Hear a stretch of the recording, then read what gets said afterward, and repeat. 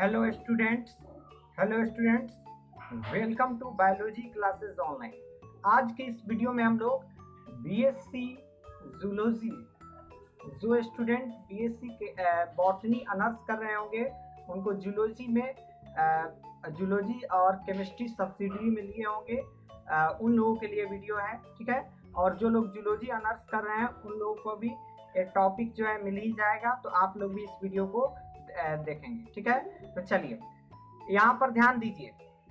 यहाँ पर बिहार यूनिवर्सिटी को देखते हुए, जो आपका बिहार यूनिवर्सिटी है उसको देखते हुए सारे वीडियो बनाए जाते हैं इस चैनल पर। ठीक है, तो देखिए BSc zoology general and subsidiary जो है उसमें पार्ट 1 बीएससी पार्ट 1, तो उसमें जो है ग्रुप बी पेपर 1 जो है उसमें ग्रुप बी जो होता है तो उसमें क्वेश्चंस जो है पूछता है। ठीक है, गेस क्वेश्चंस है आपका। ठीक है, तो देखिए इसमें क्या कर रहा है, describe Mendel's law of inheritance, मतलब मेंडल के नियमों को लिखिए तथा बताइए कि कौन सा नियम सबसे महत्वपूर्ण है और क्यों। इसमें यही हम लोगों को बताना है। ठीक है, तो सबसे पहले हम लोग क्या करेंगे, यहाँ पर आंसर लिख देंगे और उसके बाद देखिए कैसे लिखेंगे।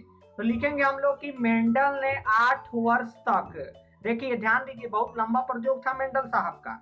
मेंडल ने 8 वर्ष तक सामान्य मटर पाइजम सैटिवम, हिंदी में लिखना हो तो ऐसे इंग्लिश में पाइजम सैटिवम। ठीक है, तो पाइजम सैटिवम पर प्रयोग किए।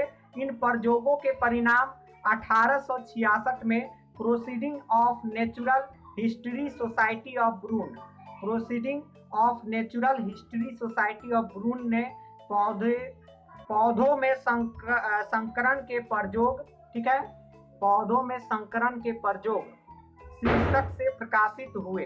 इन प्रयोगों की ओर लगभग 34 वर्षों तक किसी ने ध्यान ही नहीं दिया।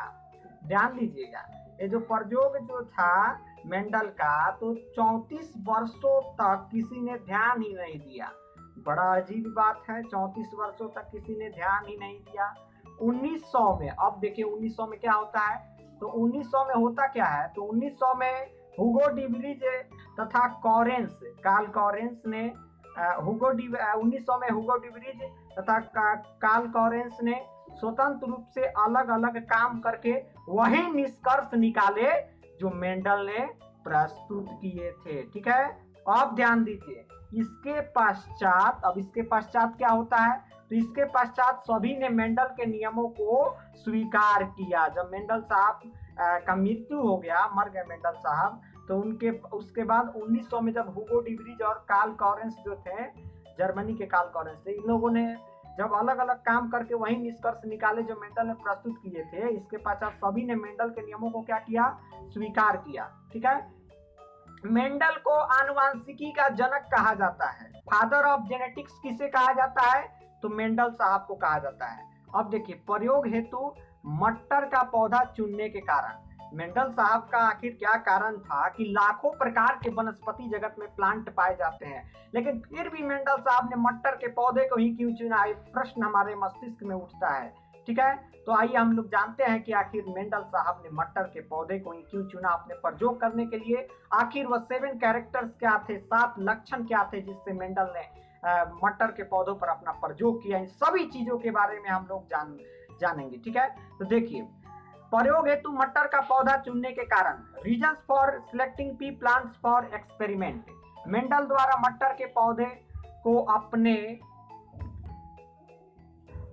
अपने प्रयोगों के लिए चुनने के निम्नलिखित कारण थे। पहला क्या था, फर्स्ट नंबर, मटर के पौधे में, ध्यान दीजिए मटर के पौधे में अनेक परस्पर विरोधी लक्षण उपस्थित थे, जैसे हरे एवं पीले रंग के बीज, ठीक है, लाल तथा सफेद पुष्प वाले पौधे, लंबे तथा नाटे तने वाले पौधे आदि। ठीक है, अब सेकेंड नंबर देखिए, सेकेंड नंबर, मटर के पौधे में सामान्यतः स्वपरागन होता है, सेल्फ पॉलिनेशन होता है। मान लीजिए कि मटर का एक फ्लावर है, प्लांट है मटर का, इसमें फ्लावर है, तो इसमें क्या होता है, सेल्फ पॉलिनेशन होता है, स्वपरागन होता है। ठीक है, अब ध्यान दीजिए क्या है, तो मटर के पौधों में सामान्यतः स्वपरागन सेल्फ पॉलिनेशन होता है।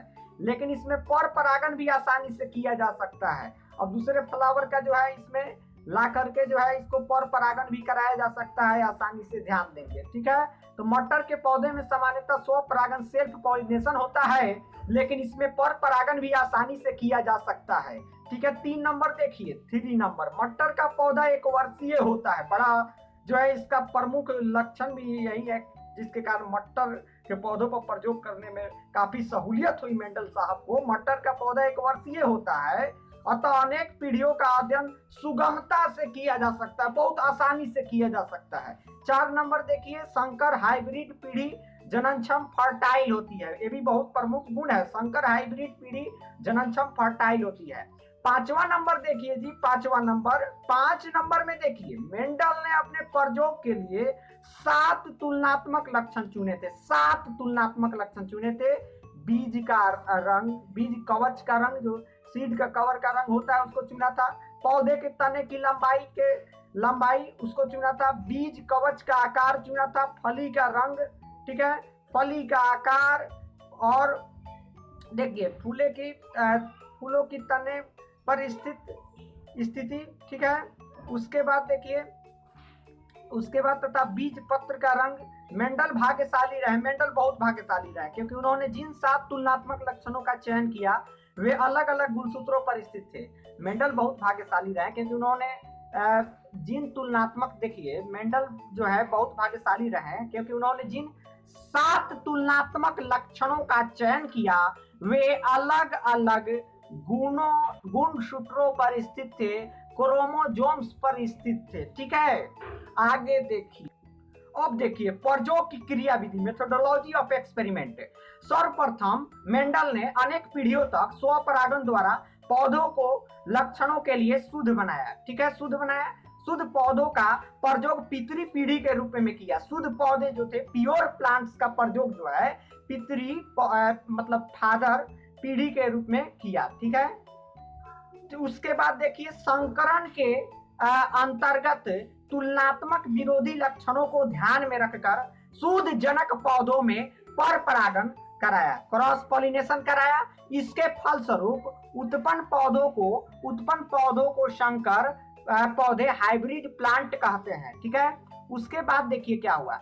इस पीढ़ी को प्रथम पुत्रीय पीढ़ी F1 जनरेशन कहा। प्रथम पुत्रीय पीढ़ी के संकर पौधों में स्वपरागण कराया। इसके फलस्वरूप उत्पन्न पौधों को द्वितीय पुत्री पीढ़ी F2 जनरेशन कहा। मेंडल ने प्रत्येक पीढ़ी में उत्पन्न पौधों की संख्या तथा सारे परिणामों को सावधानी पूर्वक नोट किया।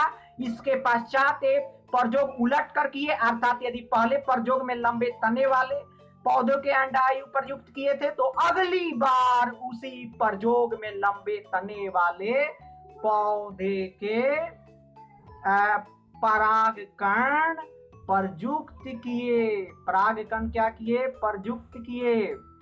सभी 7 लक्षणों को ध्यान में रखकर अलग अलग तथा 2 या अधिक लक्षणों का एक साथ अध्ययन किया गया तथा प्रयोगों को अनेक बार दोहराया गया। ध्यान दीजिए, इस पर ध्यान दीजिए, आप लोग ध्यान दीजिए। सीड कैरेक्टर्स सबसे पहले देख लीजिए। सीड कैरेक्टर्स, तो शेप इसका राउंड एंड रिंकल्ड। उसके बाद देखिए आपका कॉटिलीडन कलर येलो और ग्रीन। फ्लावर कलर देखिए, चित्र से भी आसानी से समझ में आ रहा है, वायलेट और व्हाइट। उसके बाद देखिए क्या, देखिए पॉड कैरेक्टर्स, देखिए शेप जो था इन्फ्लेटेड था और कंस्ट्रिक्टेड था, और कलर जो था ग्रीन था और येलो था। उसके बाद देखिए स्टेम कैरेक्टर्स में पोजीशन ऑफ पॉड जो था वह एक्सियल था और क्या था, टर्मिनल था।